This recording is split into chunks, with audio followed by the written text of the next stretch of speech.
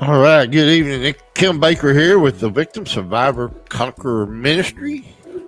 Come to you on this Tuesday evening on Facebook Live. And we can also be found on YouTube Live.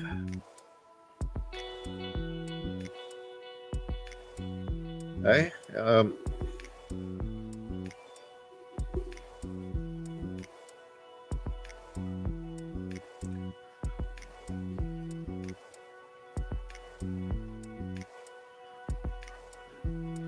Well,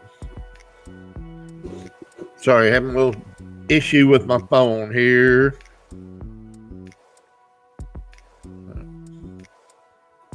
I apologize for this.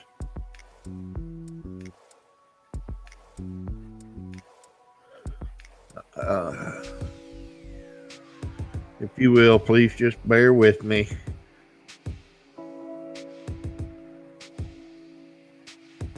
There we go. All right, I'm sorry about that. Yep. Oh, all right. Anyway, this is Kim Baker here with the Victim Survivor Conqueror Ministry. Coming to you here on Facebook Live. All right. Of course, we're the subject matter that we've been talking about is anger and facing the fire within. Okay. And but before we get into tonight's material and lesson, if you would please hit one of the buttons. Also, leave us a comment. We would love to hear from you. Okay. And then down in the bottom left-hand corner of your screen where it says vscministry.com, that is our website. You can go to our website and you can download this material along with any of the other 8 classes that we offer. Okay. And you can download them. And then that way you can follow along with us from the material. Okay. All right. We're starting out tonight. And what we're doing is we're looking at different types of people that we may deal with in our daily lives or come in contact with during our daily lives. Okay. So the first question is this: blank people, okay, certain kind of people generally carry a sizable amount of self-contempt and self-loathing. So what kind of people do you think that is?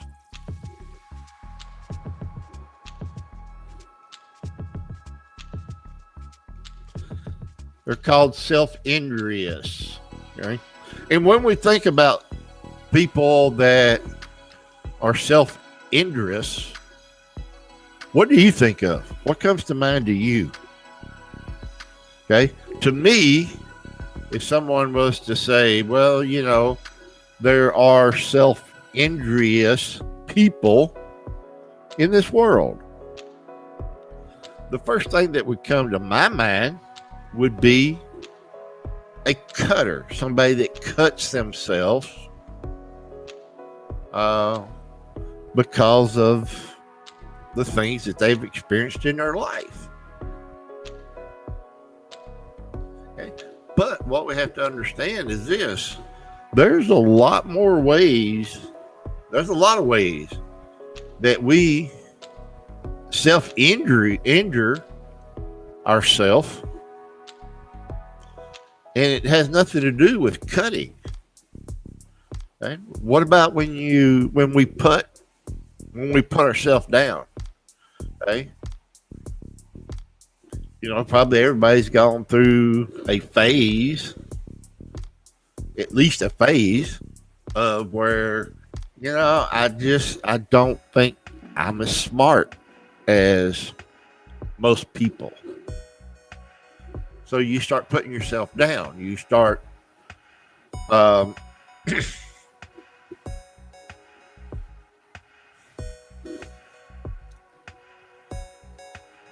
you just get that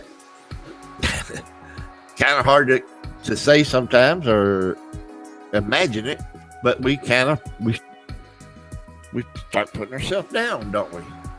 We feel like that, well, we can't do this, we can't do that. I'm not good at this, I'm not good at that. Okay? So there's a lot of ways that we can be or fall into this category of being self-injurious. Okay? We don't have to necessarily physically hurt ourselves, i.e., as in cutting. Okay, and we know. So there are a lot of people that do carry and deal with self-contempt and self-loathing all the time, don't we? Yeah, and as children, many of us were falsely blamed for family problems.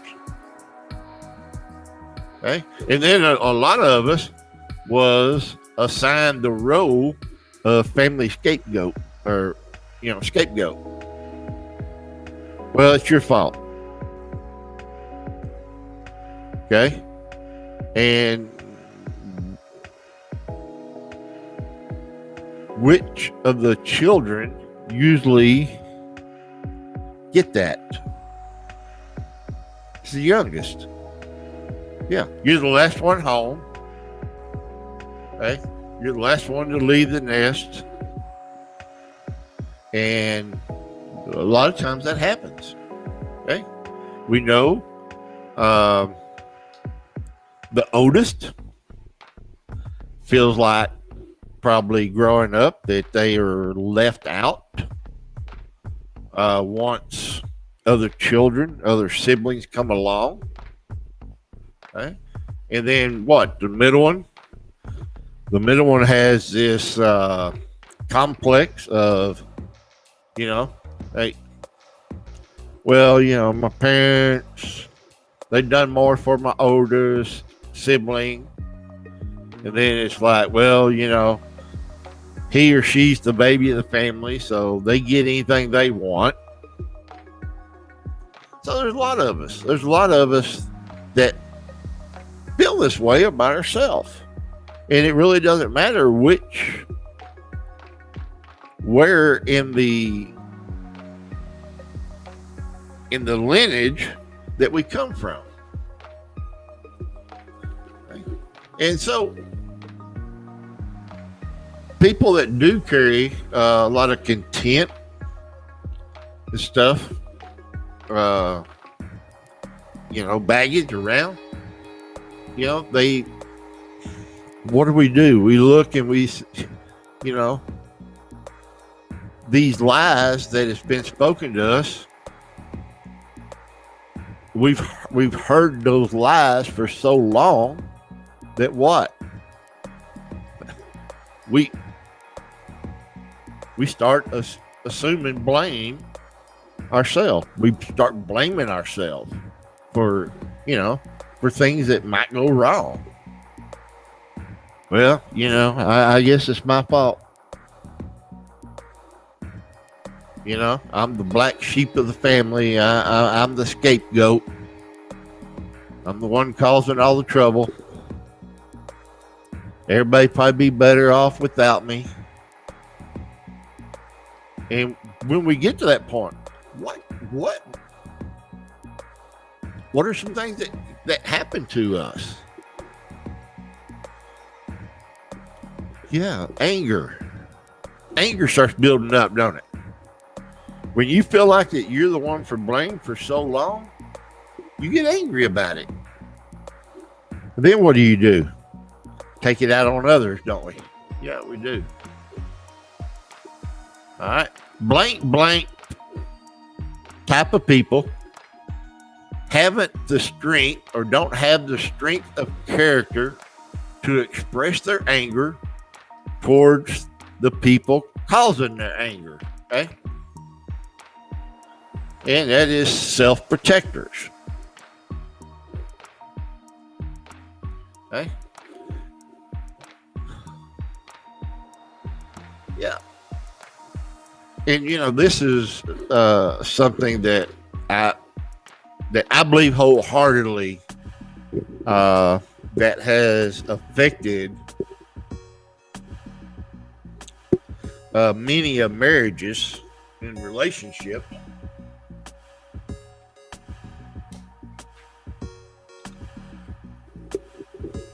Because we don't know how to express anger. We don't know how to, when someone makes us angry or does something that causes anger in our life, we don't know how to deal with it. So what do? Our boss makes us mad. Okay. Do we take it out on the boss? Do we tell the boss how we feel? No, we probably don't. Why? Because we're probably afraid we're going to what? Get fired, don't we? Yeah. So these are the ones that, just like right here, that they get angry at their boss and they go home but instead of bringing up or talking to your boss about what happened, you go home and what? You take it out on your wife. You take it out on your husband. You take it out on your children. You're the person that goes home and wants to kick the cat. Why? Because the cat can't fight back. Can it? No, it don't. It doesn't fight back. So we feel safe because we are not confronting the real issue.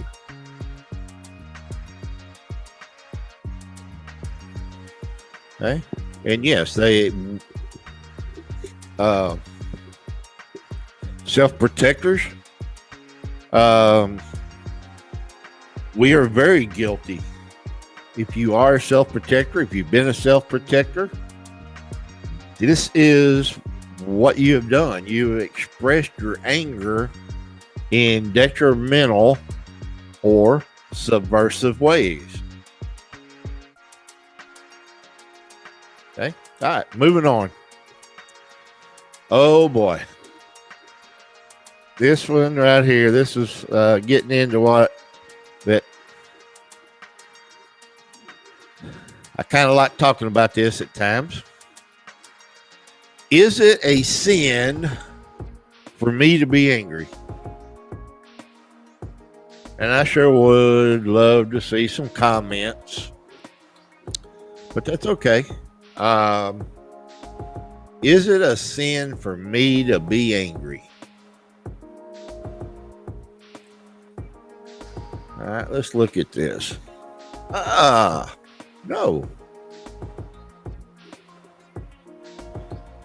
Could that answer actually be yes or no? Yeah. We're going to talk about it here in just a second. But the initial feeling or the initial reaction is not a sin. Okay? Why? Because the emotion of anger was given to us by God. We're just like him, aren't we? Aren't we made in his image? Yeah, we are. God ever get angry? You betcha he did. Did Jesus ever get angry? Absolutely. Okay? But here's what we have to understand is this. The difference is in the way that we deal with it. How do you express it?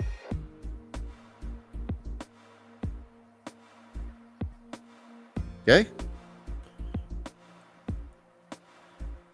If you do not express your sin the correct way, yeah, it most definitely can move into sin. Right? Why? Because when you do not deal with the anger, the initial reaction of anger, when you don't deal with it,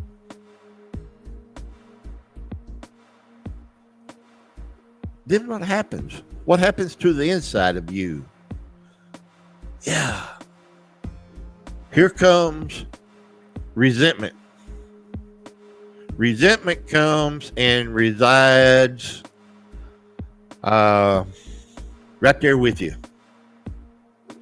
It gets down, that resentment gets down inside of you, and it starts growing. Okay? Resentment. Absolutely. Okay? What else? Bitterness. Does a bitter root start to grow? Yeah. Yep, absolutely it does. Okay? So let's go back and look at this for just a minute. Okay? And the question is it a sin to be angry? Okay. All right, let's just say you're driving down, I'll use Odessa here as an example, 42nd Street. And you get down here to Grandview.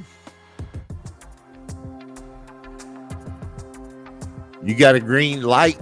You start going through the green light, and next thing you know, somebody T-bones you in the side of the car coming up Grandview. Are you going to get mad? Are you going to get angry? Are you initially going to feel anger because somebody hit your vehicle? Absolutely. Yeah. To say that you wouldn't get angry is probably not telling the truth. Okay? So, yeah, the initial feeling, the accident that happened is what caused that feeling of anger. Okay? And when we get that feeling of anger, that should be a signal to us that we need to do something. Okay? So what? You get out, you exchange information.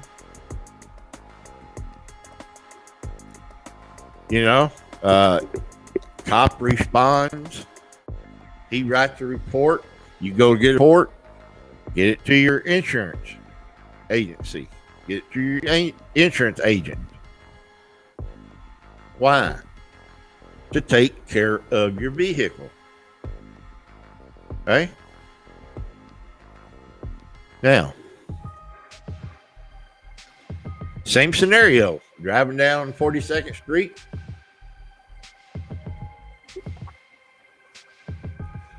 Get to Grandview, somebody hits our vehicle. Now, this time, you jump out. You start screaming and hollering, calling them an idiot. Hey, don't you know how to drive? Didn't you see that red light?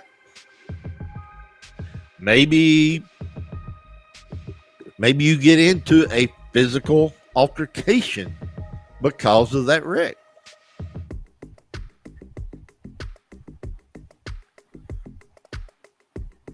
Is that what God wants you to do? Is that how God wants us to handle that situation? No, it's not. That is where sin, or where anger can become sin, where we get over into the sin part of it. Okay? So, my question, we talk about this a lot. When I get to this point, talk about Jesus. Okay? Did Jesus ever get mad? Absolutely.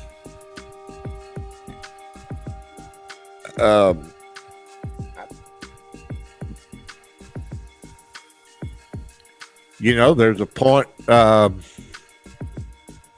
where the little children were trying to come to him, and the apostles were trying to keep them from getting to Jesus. Okay? And what happened? Jesus became indignant. I think I pronounced that wrong. Anyway, he got angry with them. He told them, do not stop the little children. Okay? So he got angry with his apostles, and he addressed the issue. He told them, don't do that no more. Okay? Now, to me, the most, I guess you could say, famous, in a way, story about Jesus being angry is when he goes to the temple, and what? There's the money changers. The money changers are in the temple, in his father's house, cheating people out of their hard-earned money.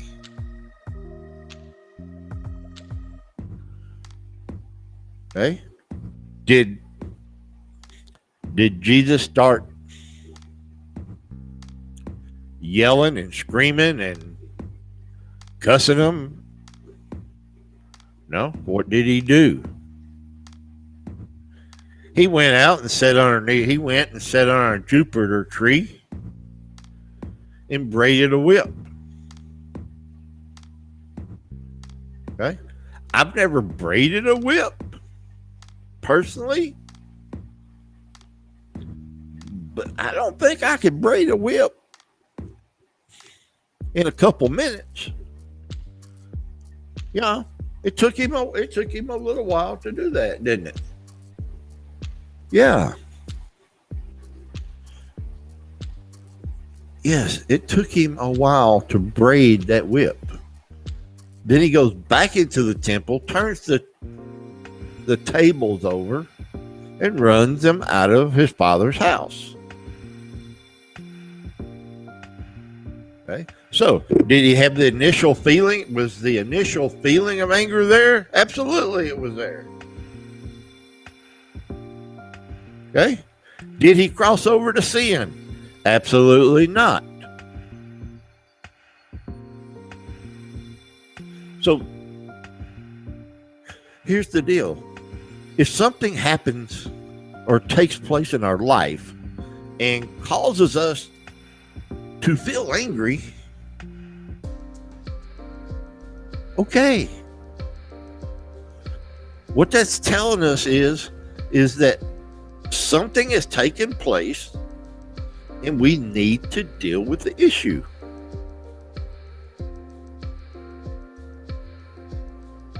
And that's what we need to take from that.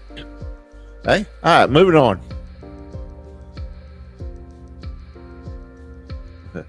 And it was Psalms 4:4.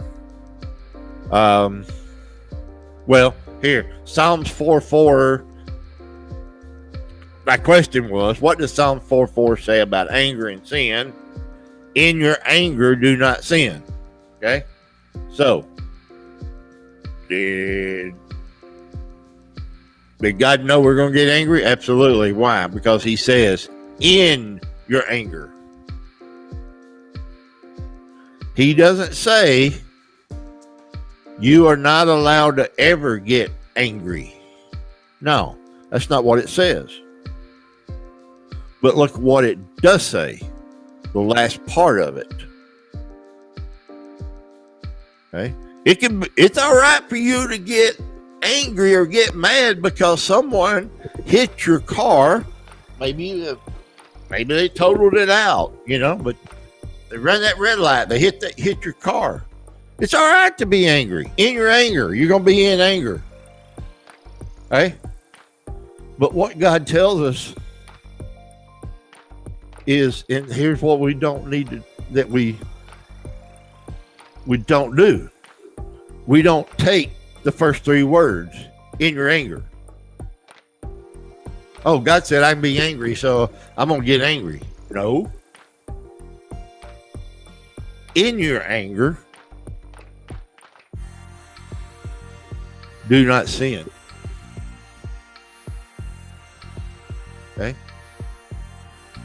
We have to be able to walk and live out every part of that scripture. Okay? We do not need to, and we should not take part of that.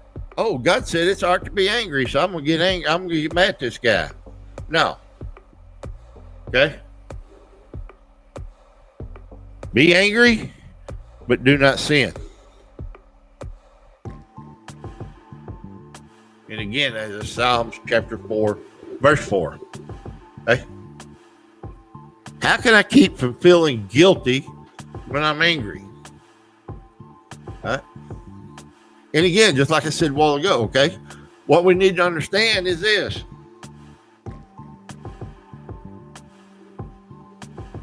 When you start feeling angry, what are some things that happens to your body? Feel flushed? Our heart starts racing? Our pulse increases. We may start sweating. What is that? It's a signal. Your body is trying to signal you that you are angry. You're getting angry. So what? What should we do? We need to look at that just like we would a red light or warning light. And most warning lights are either red or orange, or red or yellow on a car. But that ought to be just like, we ought to be looking. If you go look in the mirror, there ought to be a little warning light up here in our head going, flashing, going, warning, warning, warning. Something's going on.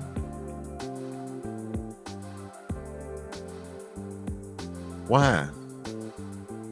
To get us to deal with it.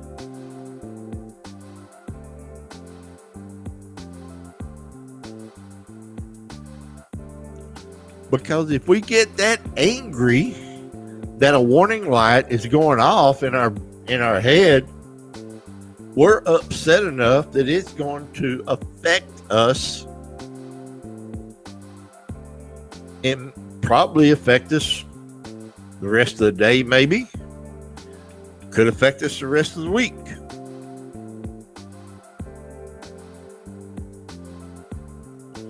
But that light is telling us, hey, Kim, there's something wrong. Hey, Kim, there's something wrong. Okay? So, just like a warning light on a car. Okay? Engine light or your temperature light or gauge,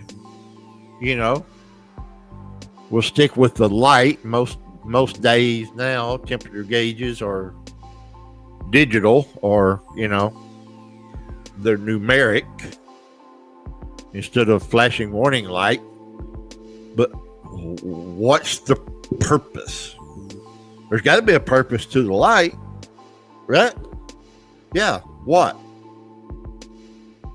To tell us, hey, you need to stop and put water in me. I'm hot. I need to be cooled off. Okay?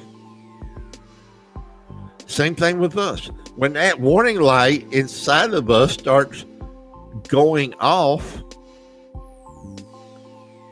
it should cause us to stop and evaluate what's wrong. And here's the thing about it is, if we would get to that point that when that warning light started going off inside of us, that we should look at it. What caused it? Who caused it? Okay. Did your wife cause that car to hit you down there in the intersection? No. But what happened? We're so mad over this guy or this person running a red light, hitting us,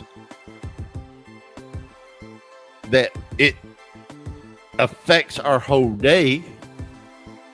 Then we get home, wife says something, or it could be husband, the other way around, could be the husband says something. And because of what happened earlier that day, what they say normally wouldn't be a big deal. Normally it wouldn't turn into an argument. But today's different. Why? Because we didn't deal with that anger in the moment that it was happening.